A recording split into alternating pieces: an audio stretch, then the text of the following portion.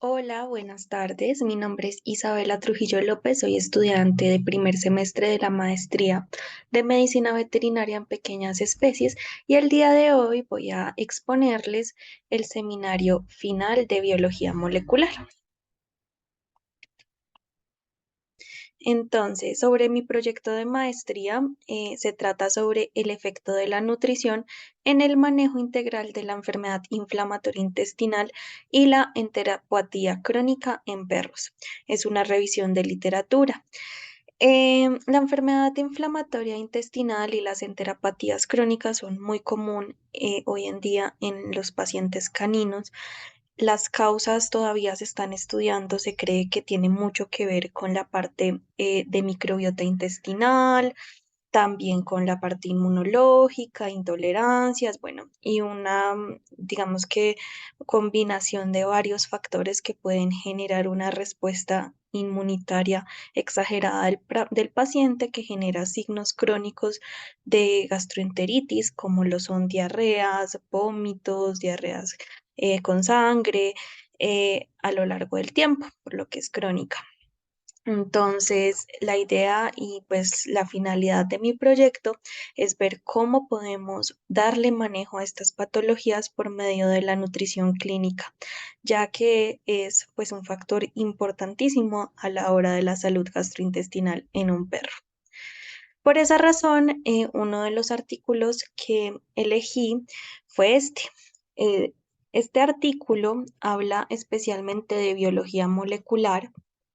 eh, el título del artículo traducido al español es ¿cuál es el efecto de los glucocorticoides, sí, y la dieta en la microbiota de la mucosa en la enfermedad inflamatoria intestinal crónica? Entonces lo elegí precisamente porque estamos evaluando la parte molecular de biología molecular de la microbiota cuando entra en contacto con factores externos, como lo son los glucocorticoides o el cambio de dieta. Entonces, ¿de qué se trataba? Pues el artículo nos explica un poco las interacciones complejas que existen entre la inmunidad de la mucosa y la microbiota intestinal y pues también nos pone en contexto de que los glucocorticoides se administran comúnmente para reducir la inflamación de la mucosa y pues los signos gastrointestinales en este tipo de pacientes. Los corticoides son parte principal prácticamente de estos tratamientos. Entonces, ¿cuál era el objetivo? Evaluar los efectos de la dieta y la prednisolona oral sobre la distribución espacial de las bacterias de la mucosa gástrica, de la mucosa en el colon, en perros con esta enfermedad. Entonces, ¿cómo lo hicieron? Se estudiaron dos grupos de animales, unos positivos a enfermedad inflamatoria intestinal crónica y otros sanos. Los perros fueron diagnosticados y los perros diagnosticados recibieron una dieta hidrolizada y un tratamiento con prednisolona. El tratamiento con prednisolona fue de 1 miligramo por kilo cada 12 horas durante 3 semanas. Luego lo bajaron a 0,75 o 0,5 miligramos por kilo cada 12 horas durante 3 semanas y luego lo fueron disminuyendo durante las siguientes 2 semanas, es decir, en total fueron 8 semanas. Todos los perros con enfermedad inflamatoria intestinal crónica pues siguieron recibiendo la dieta y el tratamiento en el momento pues, en que se hizo la endoscopia. Y los perros sanos simplemente fueron alimentados con una ración de mantenimiento comercial sin mayor cambio y les hicieron la endoscopia. Entonces le hicieron la endoscopia gastrointestinal para recolectar las muestras de biopsia de la mucosa. A esas muestras les hicieron una evaluación inmunohistoquímica de proteínas de unión apical para verlas y se hizo una hibridación fluorescente in situ, ¿sí? En sus siglas en inglés se llama FISH. Entonces, ya vamos a ver más sobre esto. Eh, las bacterias intestinales entonces se visualizaron mediante este proceso de FISH y de tinción ahí se explica que se hizo en las siglas DAPI, utilizando también un microscopio con un lente especial, fotografiaron, se explica cómo se hizo la cuantificación, que pues se realizó cuando las señales de hibridación, perdón, eran fuertes y se podían distinguir claramente las bacterias intactas mediante la identificación de dos colores, lo que es ficha universal y pues la específica de bacterias o pues los tres colores que también es las ondas Fish y la tinción que estábamos viendo ahorita. Entonces, ¿de qué se trata este proceso de hibridación fluorescente in situ? Esta es una técnica de laboratorio que se usa para detectar y localizar una secuencia de ADN específica en un cromosoma. Es decir, es una mezcla que implica técnicas moleculares y también técnicas microscópicas. Sí, es un poco parecida al PCR.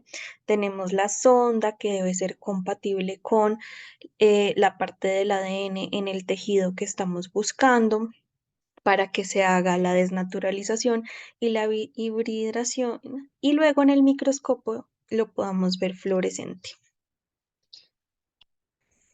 Listo. Entonces, ¿cuáles son los pasos para hacer este proceso? Primero hay que preparar la sonda.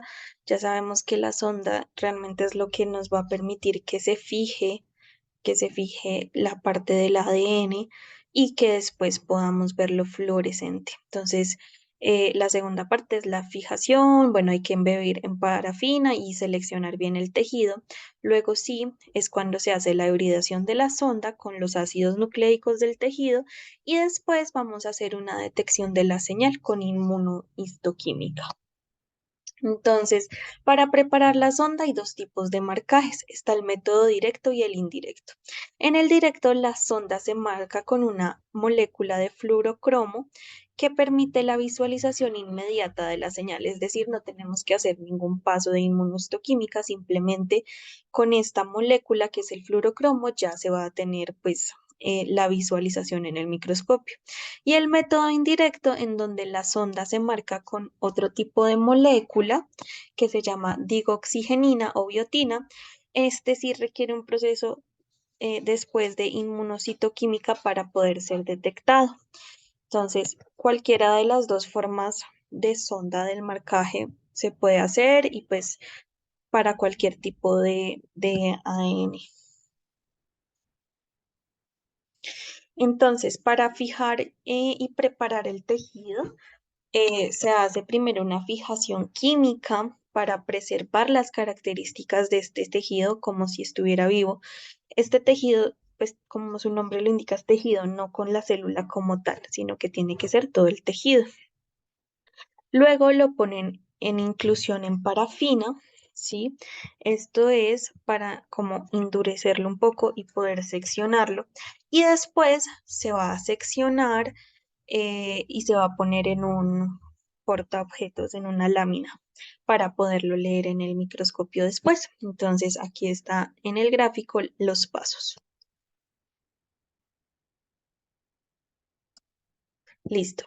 La hibridación, entonces, que es pues el siguiente proceso, es cuando pues, primero se hace el pretratamiento de este tejido. Entonces, para hacer esto se puede usar enzimas endógenas o se puede hacer una hidrólisis y extracción de proteínas.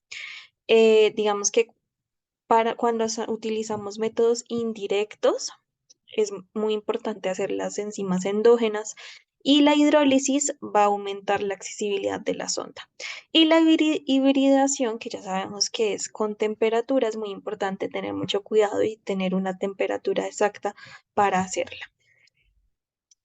Entonces, según el método que hayamos utilizado, si fue directo, ya simplemente después de este paso lo llevamos al microscopio y ya lo vamos a ver. Pero si fue indirecto, entonces pasamos a la inmunocitoquímica. En esta inmunocitoquímica se hace una incubación con anticuerpos que reconocen la molécula marcadora conjugada con una enzima que casi siempre es fosfatasa alcalina, aunque también puede ser peroxidasa. Entonces, esta reacción enzimática digamos que se hace una producción de precipitado coloreado,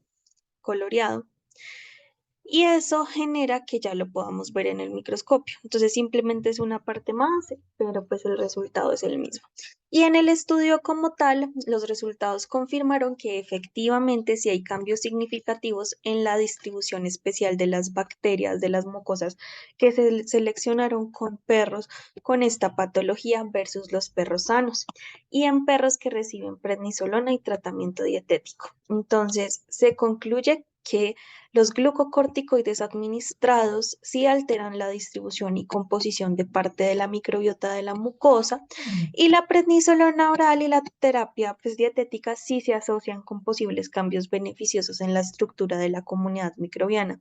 Esto es muy importante para lo que es la enfermedad inflamatoria intestinal crónica, ya que digamos que gran parte del tratamiento se está apuntando al bienestar y el buen funcionamiento de la microbiota intestinal.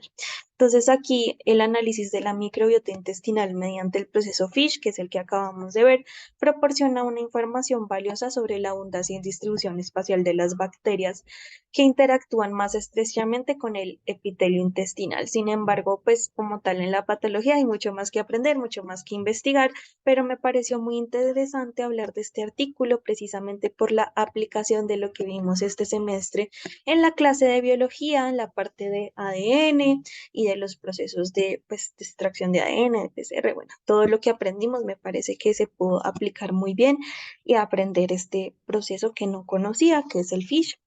Y bueno, esta es la conclusión. Muchísimas gracias por la atención.